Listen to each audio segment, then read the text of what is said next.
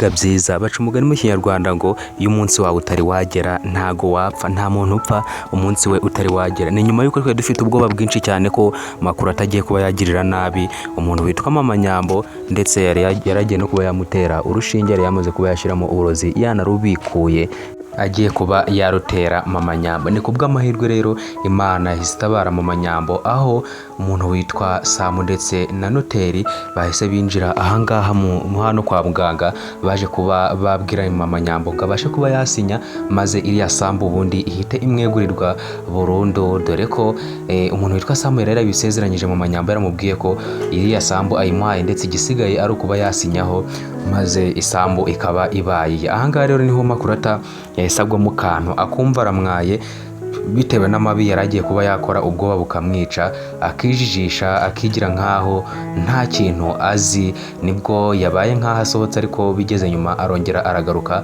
asanga burya Samu ndetse na noteri bari baje kuba basinyisha Mama Nyambo ngo babashe kuba bamuhereza ya sambu irimo amabuye y'agaciro. Ahangaha murabona ko noneho officially ibintu byamaze kuba byagenda neza, ndetse isambu yamaze kuba yajya mu maboko ya Mama Nyambo. Ahangaha niho bari barimo kumusobanurira, naribwo yahise asinya, byemezwa ko ubu ngubu isambu yamaze kuba yayitsindira. Nibwo yaramaze kuba yarokoka urupfu, aho yaragiye kuba yakwicwa n'umuntu witwa Makurata.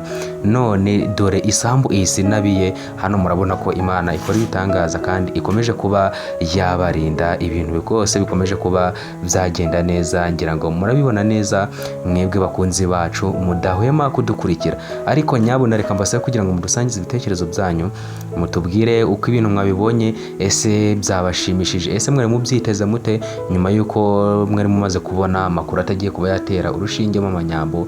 Ahangaha murabona noneho ibintu byifashe bite? Ndagira ngo mutubwire, ese filime murayibona mute? Irimo kuba yabaryohera cyangwa se irimo kuba yababihira? Ndagira ngo mubitubwire muri comment maze hagire icyahinduka. Niba hari ibintu bitagenda neza mubyandika muri comment, maze filime irushaho kuba yanozwa, dukomeze kugenda turyoherwa 5/5.